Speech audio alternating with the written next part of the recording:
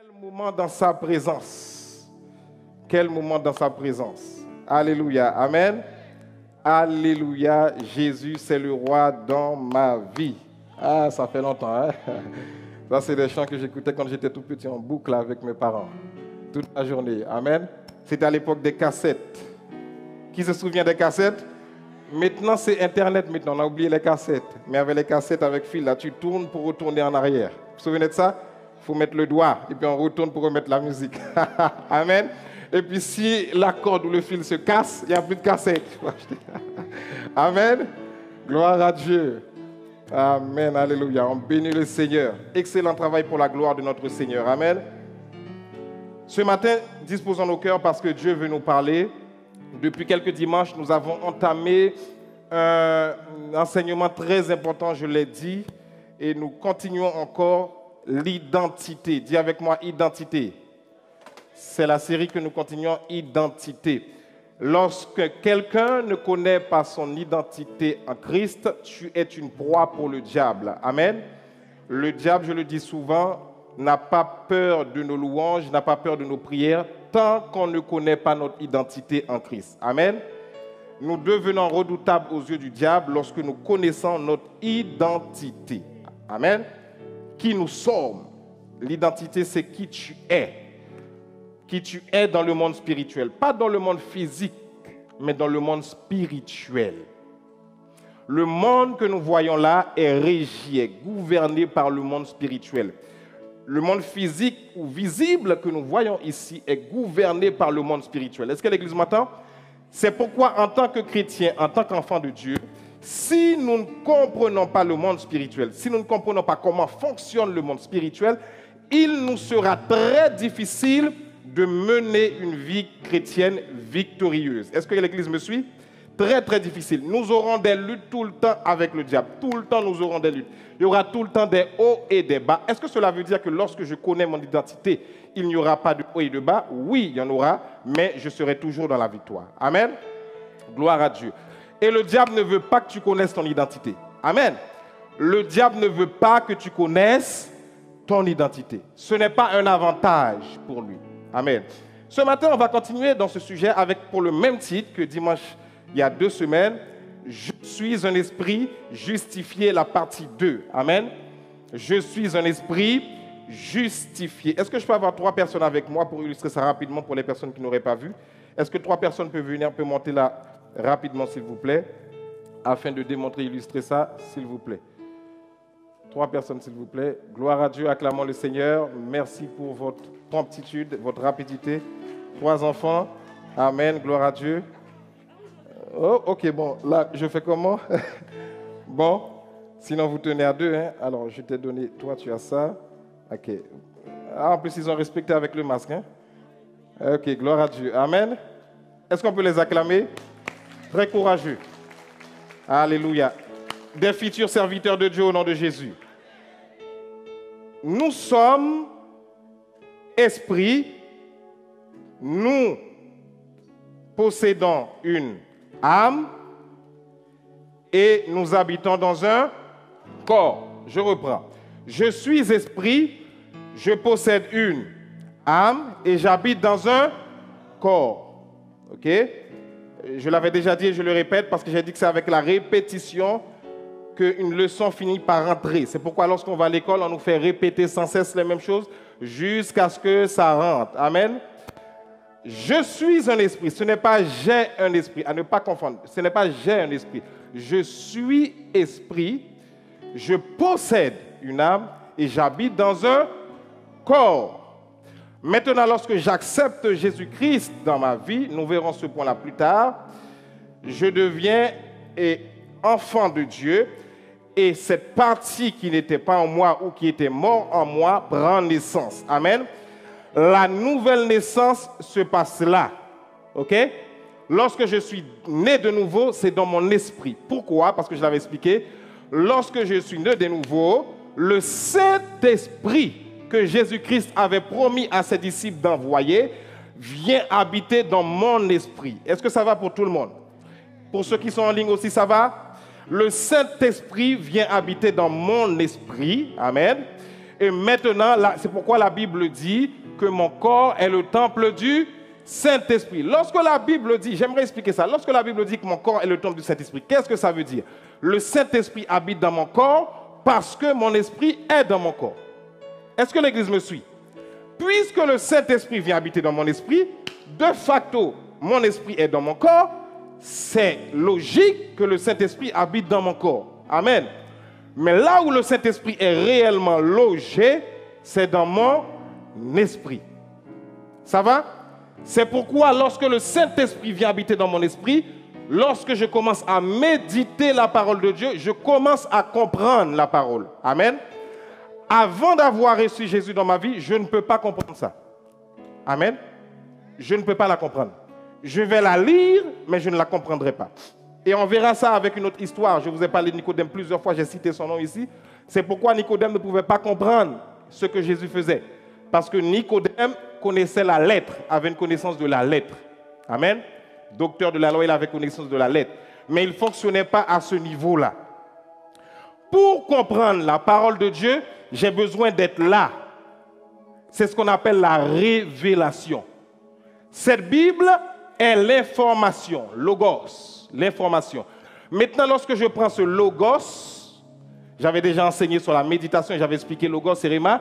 Ce logos, l'information, donc parole, information, logos c'est parole, information, la parole, information, devient un rhéma, la parole révélée. Est-ce que l'Église me suit? Comment j'obtiens cette parole révélée? À cause du Saint-Esprit qui habite dans mon esprit. Le Saint-Esprit vient m'expliquer ou m'ouvrir les yeux sur cette parole. Amen. En dépit des études que j'ai faites. OK? Est-ce que l'Église me suit jusqu'à présent? Merci. Je ne vais pas vous retenir là. Merci beaucoup. Allez prendre place. Est-ce qu'on peut les acclamer encore? Bravo. Vous êtes très très beaux. OK? Merci beaucoup. Voilà. Merci bien. Que le Seigneur vous bénisse abondamment. Ils sont mignons. Très très beaux. Maintenant, retenez que je suis esprit. Ça c'est important. Vous voyez? Je vais doucement, je vous l'ai dit déjà, mais c'est fait exprès. Je veux que ça rentre. Ce n'est pas quelque chose avec lequel je vais courir ou aller vite ou donner des informations juste pour donner des informations. Ça ne m'intéresse pas de donner des informations juste pour donner des informations. Il n'y a aucun intérêt. Amen. Le but, c'est de comprendre comment on fonctionne. En tant que chrétien, nous ne sommes pas n'importe qui. Amen. Il faut le savoir. Et il faut savoir que le diable a peur de toi lorsque tu deviens enfant de Dieu. Mais il a peur de toi lorsque tu connais ton identité. Sinon, il n'a pas peur. Amen. Quand tu ne connais pas ton identité, tu ne lui fais pas peur. Tu peux chanter, tu peux sauter, prier. Tu ne connais pas ton identité, ça ne le dérange pas. Amen, amen. Maintenant, j'avais vu avec vous déjà des textes démontrant que la Bible parle de l'esprit, l'âme et le corps. On avait vu ça dans 1 Thessaloniciens 5, verset 23. On avait vu que la Bible montre clairement en fait qu'il y a une différence entre l'esprit, l'âme et le corps. Donc pour ceux qui n'avaient pas noté, 1 Thessaloniciens 5, verset 23, vous lirez ça, vous verrez ça aussi. Hébreux 4, verset 12 aussi, on avait expliqué que la parole vient. La parole est une épée à double tranchant qui sépare esprit et âme, jointure et moelle, etc. On ne reviendra pas dessus. Et dans le psaume 103, le verset 1 et 2, on avait vu que David ordonnait à son âme de bénir l'Éternel. Mon âme bénit l'Éternel. Ou dans d'autres versions, bénis l'Éternel mon âme. Et je vous avais dit que la partie de David qui ordonnait à son âme de bénir l'Éternel, c'est son esprit. Amen. Pas son corps. Parce que je vous ai dit que le corps ne fait que suivre soit l'esprit ou soit l'âme. Amen. Donc David ordonne à son âme de bénir l'Éternel. Et cet exercice-là, nous devons le faire. Moi, je le fais souvent parce que l'âme ne veut pas prier. L'âme est fainéante. Des fois, l'âme est paresseuse. Des fois, l'âme n'a pas envie de faire quoi que ce soit. Mais toi, si tu ne prends pas le dessus, il te sera difficile de mener. Vous voyez, écoutez-moi. Et le Covid ou la Covid, parce qu'entre le ou là, on ne sait plus quoi dire. Hein? Tantôt c'est le, tantôt c'est là. C'est nouveau, ils ne peuvent pas se mettre d'accord sur l'article. Donc, le ou la Covid est venu nous démontrer une chose. C'est que tout peut s'arrêter en un rien de temps. Est-ce que l'Église est là? Lorsque ce virus est arrivé sur la terre, tout le monde est allé en prison forcé. Amen. Prison libre. Tu es chez toi, mais tu es en prison. Est-ce que vous comprenez? Aïe, aïe, aïe. Si tu n'as pas Dieu, si tu n'as pas la foi pour tenir, comment tu vas tenir? Dites-moi, Église. Aucune personne n'est capable de tenir si tu ne t'accroches pas à Dieu. Et même quand tu as Dieu, c'est une lutte. Parce qu'il y a un combat dans le monde spirituel. C'est pourquoi je vous ai dit, un chrétien doit avoir, vous devez voir dans les deux mondes en même temps. Physique et spirituel. Tu ne peux pas être chrétien et voir uniquement dans le monde physique. Ce n'est pas possible, tu ne pourras pas tenir. Parce que vous voyez ce qui arrive de nos jours là, il y a des temps pires qui vont arriver. Il y a des choses plus difficiles qui malheureusement vont arriver. Quand ces choses vont arriver, comment tu vas tenir si tu n'as pas Jésus dans ta vie? Tu ne pourras pas. Est-ce que l'Église est là avec moi? C'est pourquoi, plus que jamais, nous, en tant qu'enfants de Dieu, nous devons prendre au sérieux cette parole. Franchement, ne la méprisez pas. Je vous dis, la Bible a averti qu'il y a des temps difficiles qui vont arriver. Et c'est vrai. Et laissez-moi vous dire ça. Lorsque la Bible dit que les temps difficiles vont arriver, ce ne sera même pas encore la grande tribulation. Parce qu'il y a la période de la grande tribulation, lorsque l'Église sera enlevée et que le Saint-Esprit ne sera plus là. Parce que comment ça se fait que le Saint-Esprit est sur la terre? Le Saint-Esprit est sur la terre parce que l'Église est encore sur terre. Est-ce que l'Église est là avec moi? C'est pourquoi Satan ne peut pas faire ce qu'il veut sur la terre parce que l'Église est là. Est-ce que l'Église est là avec moi? Tu es une autorité. Satan ne peut pas faire ce qu'il veut sur la terre parce que tu es là. Quand il arrive pour déployer ses ailes, le Saint-Esprit dit stop. C'est moi le gouverneur de la terre. Est-ce qu'on peut acclamer Jésus? Satan ne peut pas faire ce qu'il veut encore sur la terre. Parce que la présence des enfants de Dieu sont là.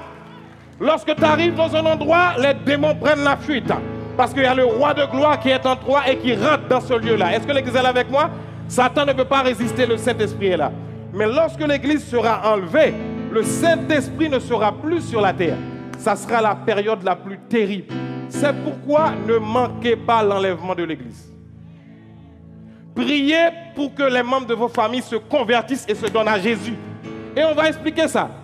C'est un combat dans le monde spirituel. Est-ce que l'Église est là avec moi? Lorsqu'une personne lutte pour donner sa vie à Jésus, c'est un combat dans le monde spirituel. Et c'est quand nous connaissons notre identité spirituelle que ce combat, nous pouvons vaincre ce combat. Est-ce que l'Église est là avec moi? Donc, revenons à nos moutons. Mon esprit connecté au Saint-Esprit font une seule personne. Ça va? Mon esprit connecté au Saint-Esprit font une seule personne. C'est glorieux.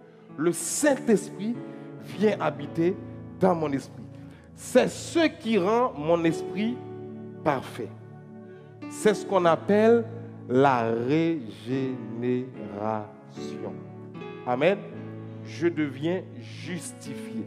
Alors qu'on n'avait pas de preuve pour me justifier, lorsque le Saint-Esprit vient habiter en moi, automatiquement, mon esprit est parfait.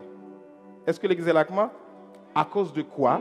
À cause de l'acte de Jésus-Christ à la croix. Le sang de Jésus. Le sang pur de Jésus. Amen, Église? Maintenant, mon premier point avec vous ce matin, j'entre dans le vif du sujet directement.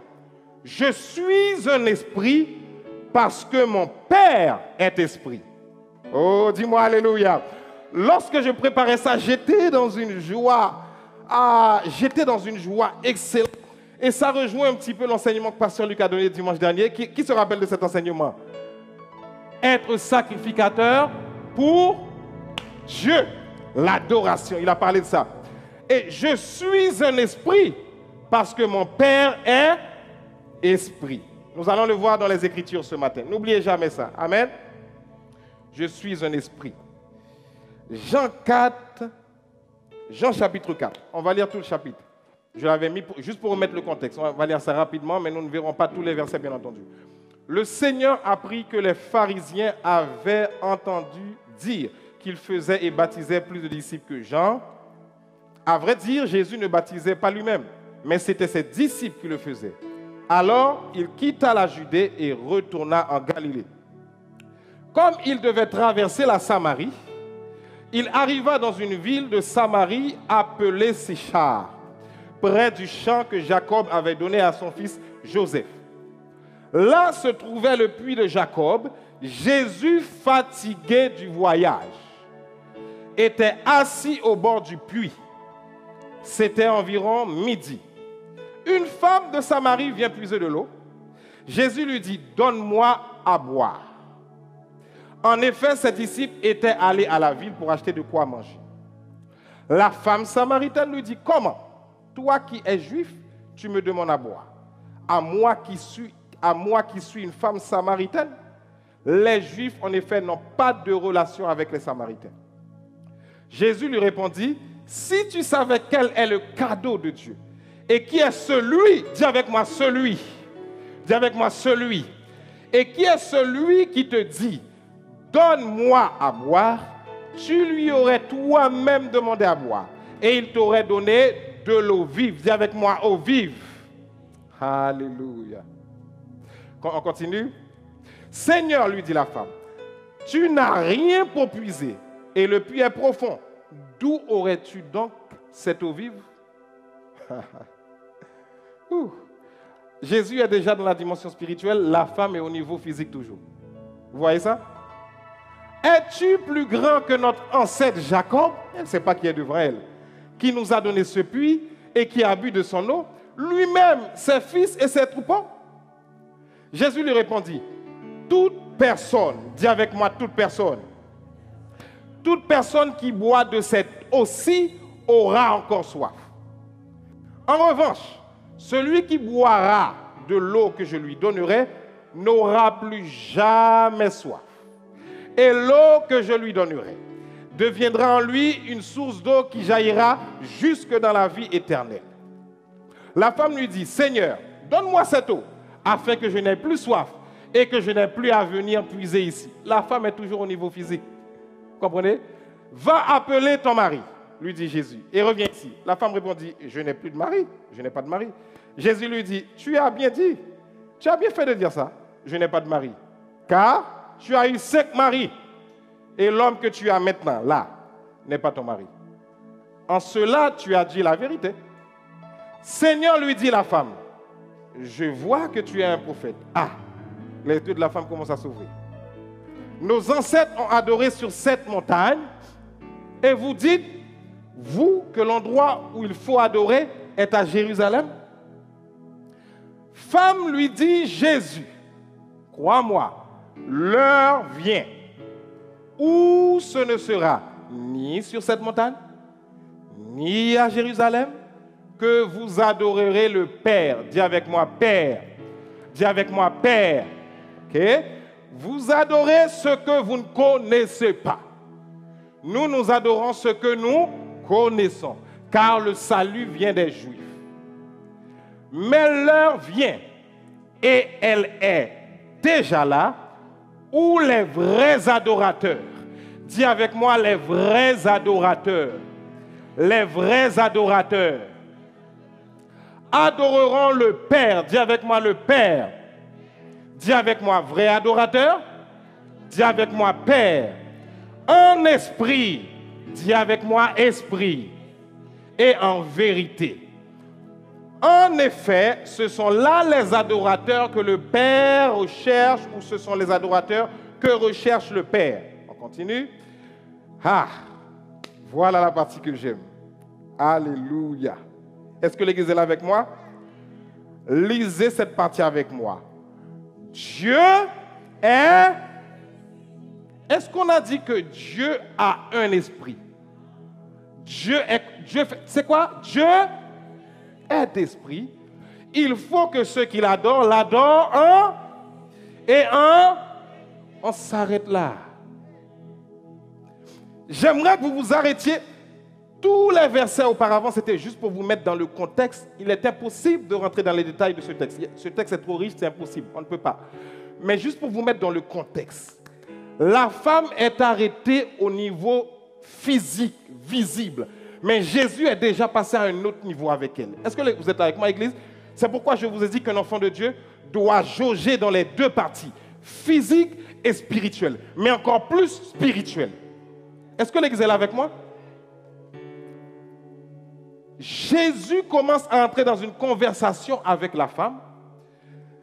La femme parle d'adoration. Je dois aller adorer sur cette montagne. Vous vous dites que c'est à Jérusalem. La femme est en train de parler d'adoration dans un lieu. Mais Jésus va lui expliquer ce qu'est la véritable adoration. Écoutez-moi, la véritable adoration, et c'est pour ça que je vous ai dit que ça rejoint ce que notre Père a enseigné l'autre fois, la véritable adoration commence lorsque tu connais ton identité. Est-ce que l'Église me suit? Je reprends. La véritable adoration. Tu ne peux pas adorer Dieu véritablement si tu ne connais pas ton identité. Amen. Tu vas chanter, tu vas danser, tu vas bouger, mais tu n'adores pas. Est-ce que l'Église est là avec moi?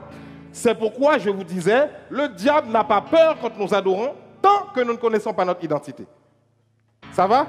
Il ne tremble pas, parce que lui, il fonctionne dans le monde spirituel.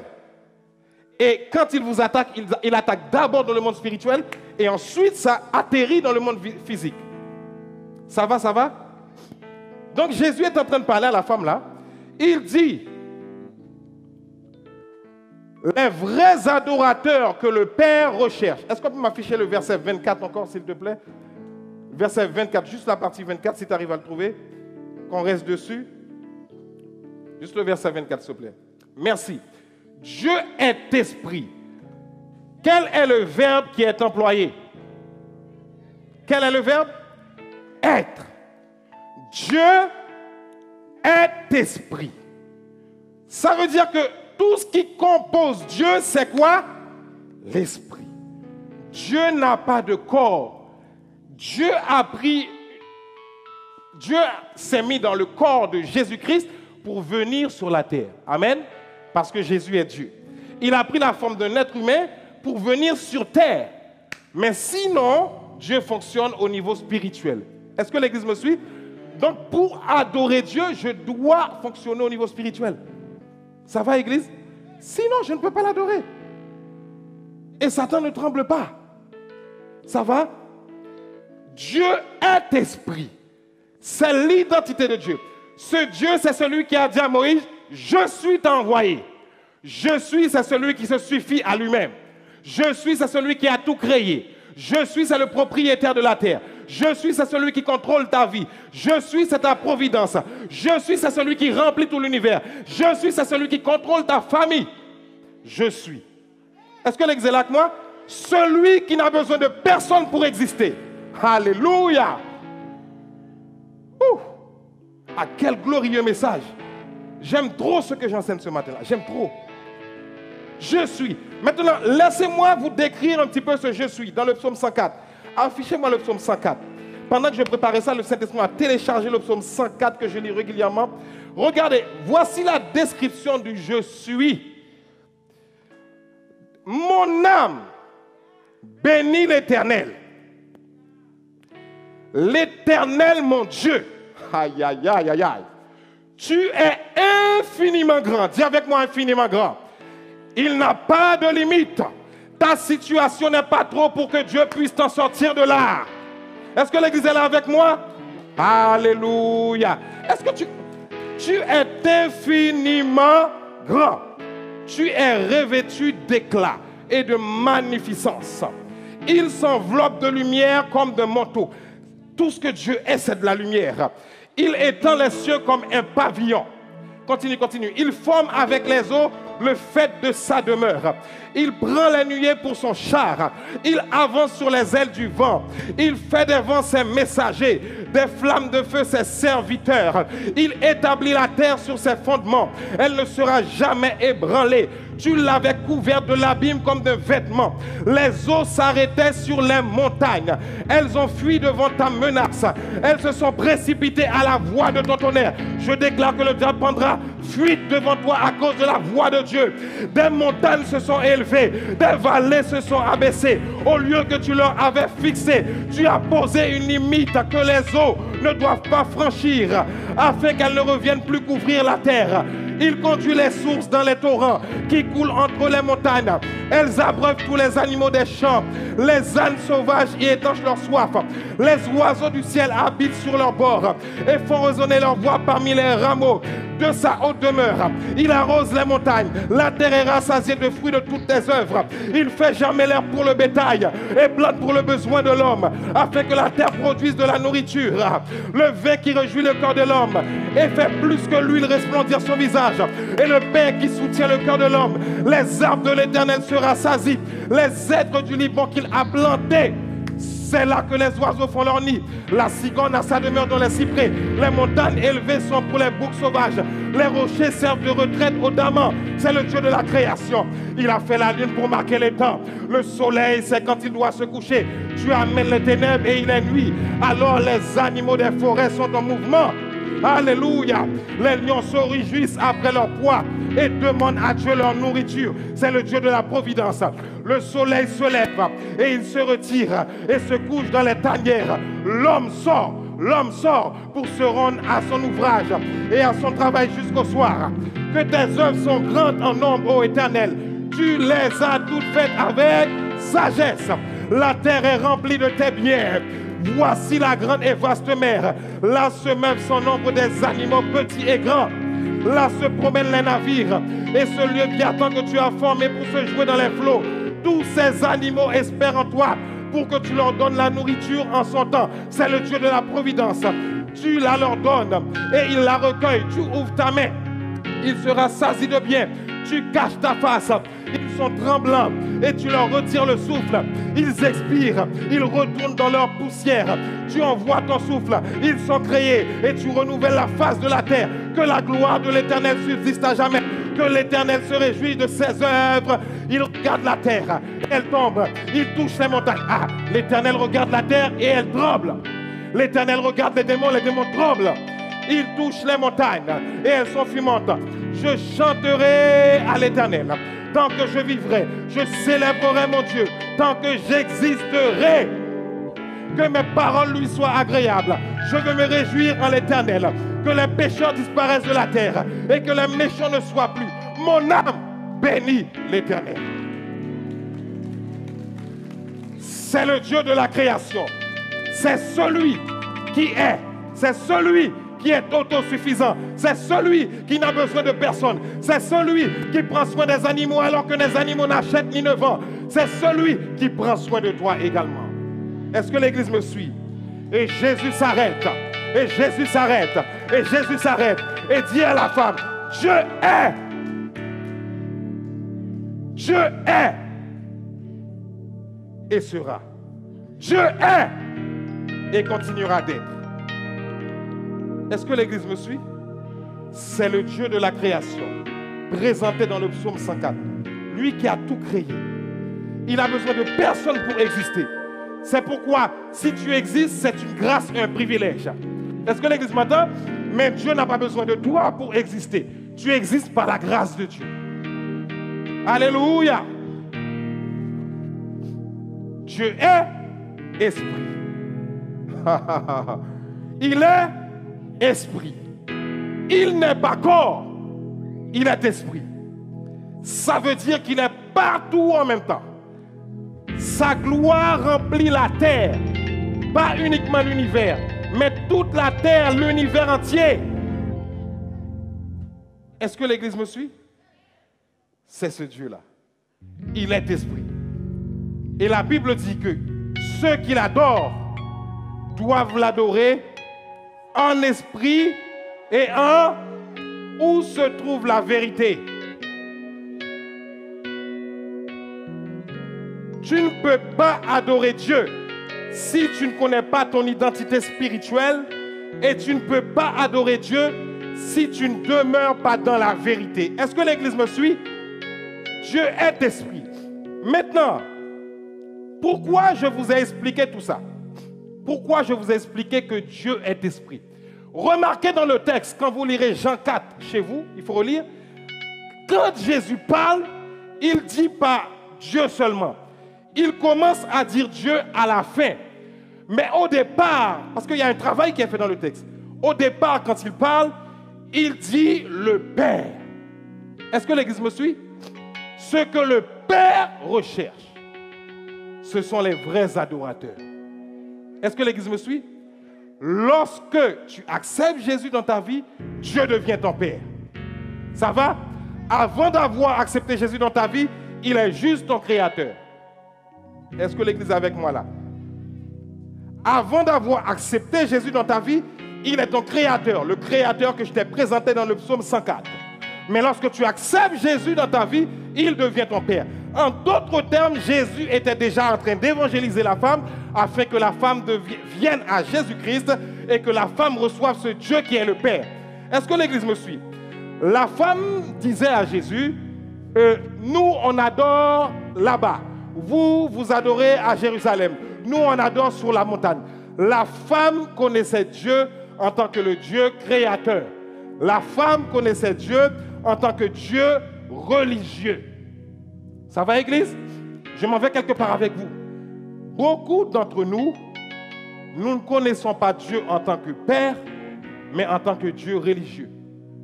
Il faut que ça soit uniquement à l'église que je vienne adorer. C'est faux. Est-ce que l'église me suit? Écoutez la révélation.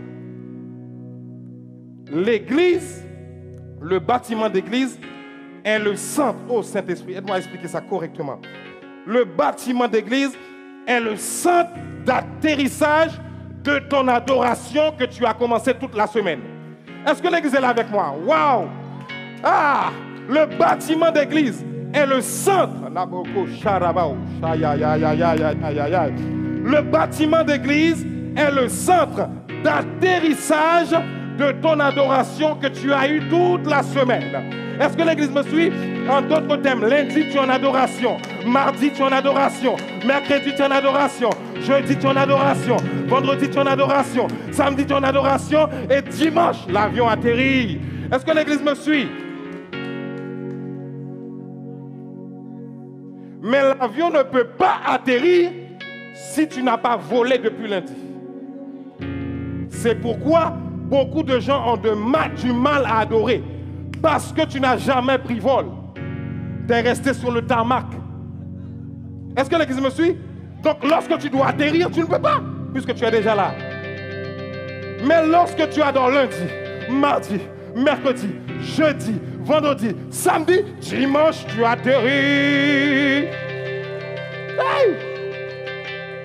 Est-ce que l'église me suit? Est-ce que quelqu'un veut atterrir ce matin? Est-ce qu'il y a quelqu'un qui veut atterrir ce matin? Celui qui veut atterrir commence par acclamer le Seigneur. Oublie-moi, oublie-moi. Acclame le Seigneur. Hey! J'atterris. Est-ce que l'église me suit? Ça, c'est l'adoration en esprit. Amen. Ce sont les vrais adorateurs qui ne recherchent pas Dieu uniquement dans un bâtiment seulement. Mais quel que soit l'endroit où je suis, je louerai l'Éternel de tout mon être. Je raconterai les merveilles de sa création, peu importe. Et je chanterai son nom. Je louerai l'Éternel de tout mon être. Je raconterai les œuvres de ses mains. Je chanterai son nom. Alléluia. Et puis après, quand le diable vient pour t'attaquer, tu dis, quand il me dit Alléluia. Quand il me dit Alléluia. Le diable dit, ah bon, il chante toujours, oui. Quand il me dit ah.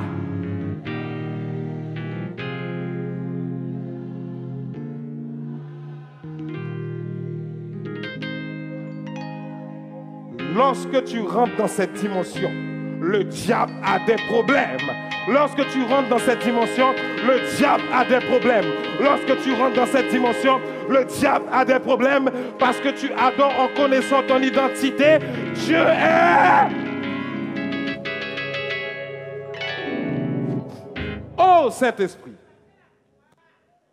Ça, c'est la dimension d'adoration en esprit où je plane toute la semaine. Je prends mon envol. Ensuite, je suis en vol de croisière.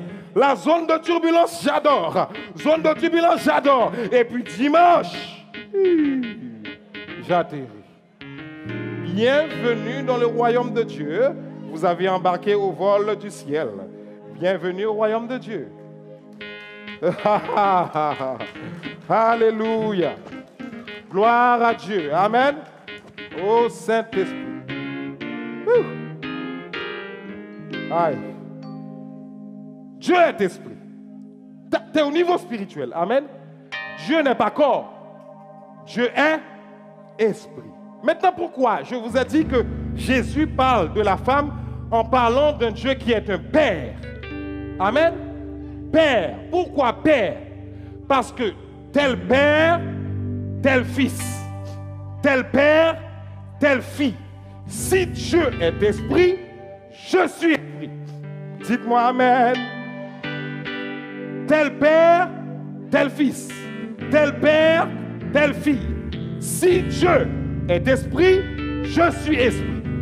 Maintenant, Pasteur Olivier, démontre-moi ça dans la Bible. Hébreux 12, verset 9. Hébreux 12, verset 9. D'ailleurs, puisque nos pères, dis avec moi père, remarquez comment le mot père est écrit ici. Le mot père est écrit en minuscule. C'est important, ce détail-là est important. Puisque nos pères, selon la chair, dis avec moi selon la chair. Donc ça veut dire que c'est mon père physique. Par exemple, mon père qui est en Guyane. C'est de ça que le texte est en train de parler là. Puisque nos pères, selon la chair, nous ont châtiés. Dans d'autres versions, il est dit corrigés. Ok? Nous ont châtiés et que nous les avons respectés au Seigneur. Ne devons-nous pas, à plus forte raison, nous soumettre au Père des esprits. Quel esprit parle là? Nous. Est-ce que l'Église me suit? Le texte nous parle d'abord des pères dans la chair qui nous ont châtiés.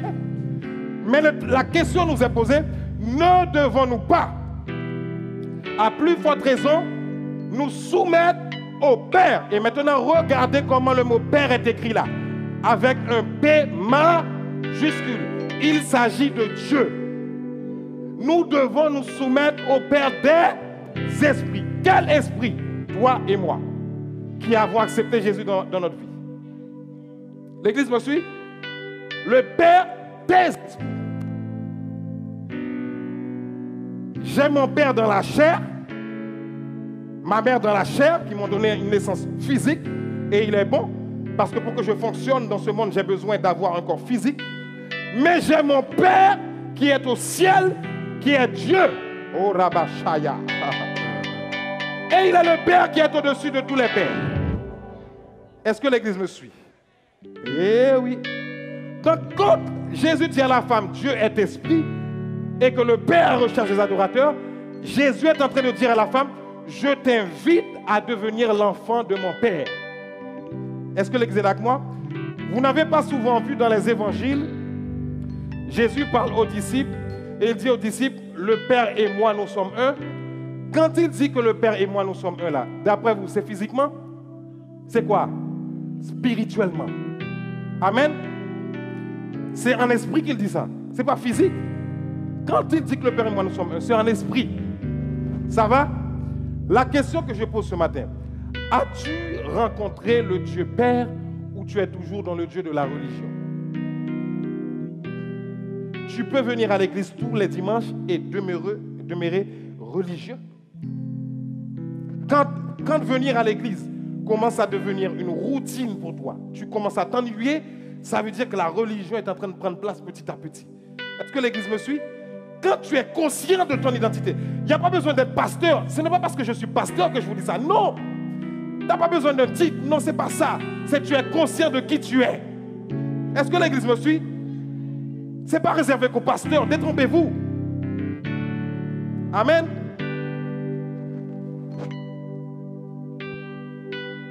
Tu es esprit. Parce que ton Père est esprit. Ça va, église, ça va? Je prie que le Saint-Esprit télécharge ce message dans votre esprit ce matin. Tu es esprit. Parce que ton Père est esprit. C'est pourquoi l'église s'appelle la famille spirituelle. Pourquoi? Parce que spirituellement, nous sommes frères et sœurs. Est-ce que l'église me suit? C'est pour ça que ça s'appelle famille spirituelle. Ça veut dire la famille des esprits. La famille spirituelle, c'est la famille de plusieurs esprits ensemble. Ça va? Donc c'est pourquoi si il y a il y a un niveau de critique que tu as contre ton frère ou ta soeur, ça veut dire que tu ne connais pas ton identité. Amen. Si tu connais ton identité, tu ne peux pas critiquer quelqu'un qui est à côté de toi. Ce n'est pas vrai. Est-ce que l'Église me suit? C'est ton frère. Est-ce que l'Église me suit là? Amen. Vous êtes dans le même monde, vous avez le même père. Dieu est triste de voir ça. Je m'arrête là 2 minutes pour dire ça. Dieu est triste de voir des chrétiens, des enfants de Dieu qui se chamaillent entre eux, qui se critiquent entre eux. Dieu est triste. Le cœur du Père est triste. Est-ce que l'Église me suit? Parce que lui, ce qu'il veut, c'est l'unité. Amen. Quelqu'un me suit? Dis avec moi, je suis esprit. Je suis esprit. Aïe, aïe, aïe. Je suis esprit. J'ai pris du temps pour comprendre ces choses que je vous... Ça là, j'ai pris du temps avant que ça rentre parce que ton âme ne veut pas accepter ça. Ton âme ne veut pas. Il est habitué aux choses seulement physiques. C'est pourquoi des fois, quand vous êtes dans un combat spirituel, vous pensez que vous êtes en train de lutter à quelqu'un. Je vous l'ai dit plusieurs fois. Des fois, vous n'êtes pas en train de lutter à quelqu'un. C'est un esprit qui est derrière la personne. Et la seule manière de chasser cet esprit, c'est prière plus parole. Amen. Sinon, tu ne peux pas. Tu vas te battre tout le temps. Tu vas te fatiguer. Amen, amen. Mais je déclare que le diable tombe dans vos vies au nom de Jésus. Le diable tombe dans vos vies au nom de Jésus. Il tombe devant vous au nom de Jésus. Il tombe. Il tombe. Ça là, ça. Ce que je suis en train d'enseigner, j'ai lutté. J'ai lutté. Je ne vais pas tout vous raconter. Le diable ne veut pas ces enseignements-là. Il ne veut pas ça. Il veut qu'on vous dise, ah oui, et il faut expliquer Dieu philosophiquement, psychologiquement. Dieu ne s'explique pas, Dieu se vit. Dieu ne s'explique pas, Dieu se vit. Il se vit. Comment tu veux que j'explique un Dieu qui dépasse mon entendement? Vous n'avez pas vu ce que le psaume 104 a dit? Dieu, tu es infiniment grand. Moi, je peux expliquer Dieu? Dieu ne s'explique pas, il se vit. Amen. Le Père des esprits. Donc, devant moi là, si tu as accepté Jésus dans ta vie, c'est que des esprits qui sont devant moi. Vous possédez une âme et vous habitez dans un corps. Amen. Et nous rentrerons dans l'âme et le corps. Chaque partie a son importance. Mais le vrai toi, c'est ton esprit. Ok? Tu ne peux pas, tant que tu n'acceptes pas ça, tu ne pourras pas dominer. Tu vas gagner quelques petites batailles, des petites batailles de temps en temps. Amen. Mais pour marcher et demeurer dans la victoire, tu as besoin de comprendre ça. Il faut que ton âme l'accepte. Amen. Je suis un esprit. Maintenant, regardez Matthieu 6, verset 9. Et je m'arrête là, le reste, je verrai avec vous après. Matthieu 6, verset 9. Oh, gloire à Dieu. Voilà Jésus qui s'arrête. Les disciples, vous lirez un petit peu l'histoire. Les disciples disent à Jésus, apprends-nous à prier. Parce que quand tu pries là, on voit que tes prières ont de l'effet. Mais nous, Jésus, apprends-nous à prier. En d'autres termes, la prière est une conversation libre entre toi et Dieu, mais il y a des mécanismes pour comprendre la prière. Ok? Le Notre Père n'est pas une récitation. Je l'ai dit souvent. Notre Père n'est pas une récitation seulement. Quand tu récites seulement le Notre Père, c'est rien. Il faut comprendre qu'est-ce que Jésus dit par là. C'est un modèle qu'il a laissé, un modèle. Ça veut dire que tu t'appuies sur cette prière-là pour que ta prière ait du poids. Regardez ce qu'il dit. Notre Père. Jésus dit, voici comment donc vous devez prier. Notre Père. Et regardez comment Père est écrit. Père est écrit au majuscule. Le P est écrit en majuscule. Ça veut dire que c'est Dieu. Notre Père qui est où? Qui est aux cieux. Dieu, sa résidence est aux cieux. C'est sa position de domination. Amen. La terre est dans les mains de Dieu. Vous voyez comment la terre est grande là? Cette terre-là, c'est dans les mains de Dieu. Imaginez-vous ce grand Dieu. Dieu tient la terre dans ses mains. Amen. Et Jésus fait exprès de dire notre Père. Pourquoi il dit notre Père? Il dit aux disciples, pour prier, tu dois d'abord comprendre que Dieu est ton Père. Si Dieu est seulement ton créateur, il n'y a pas d'intimité. Est-ce que l'Église me suit? Il n'y a qu'entre un fils et un père qu'il y a une intimité. Ça va? Il n'y a pas une intimité entre un créateur et une créature. Ça va? L'intimité commence avec un père et un fils. Par exemple, Pasteur Luc qui est là a une intimité avec sa fille Lydie. Sœur Luc qui est là a une intimité avec sa fille Lydie. Est-ce que l'Église me suit? Est-ce que l'Église me suit?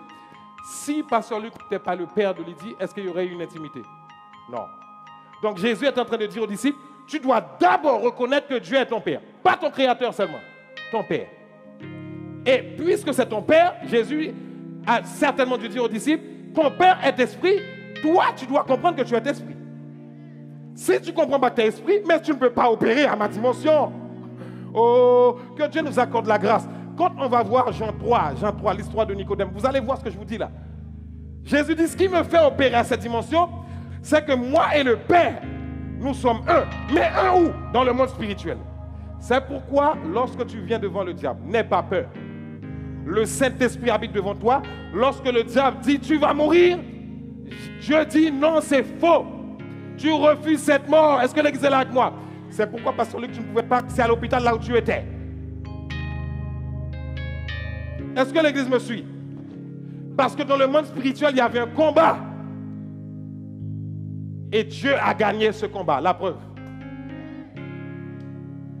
La preuve. La preuve. Dès que Sœur Luc est arrivée, elle a dit le sang de Jésus dans cet hôpital. Le sang de Jésus. C'est quoi le sang? C'est la vie. C'est quoi le sang? C'est la paix. C'est quoi le sang? C'est la résurrection. C'est quoi le sang? C'est la vie. J'ai dit, le sang de Jésus. Je ne peux pas rester dans cet hôpital, mais le sang de Jésus reste pour moi. Je ne peux pas rester dans cet endroit, mais le sang. Mais le sang. Le combat est d'abord spirituel. La seule manière pour moi de mener ce combat, je dois reconnaître que je suis esprit. Est-ce que l'Église me suit? Que le Seigneur vous bénisse abondamment. Nous verrons les autres points une prochaine fois.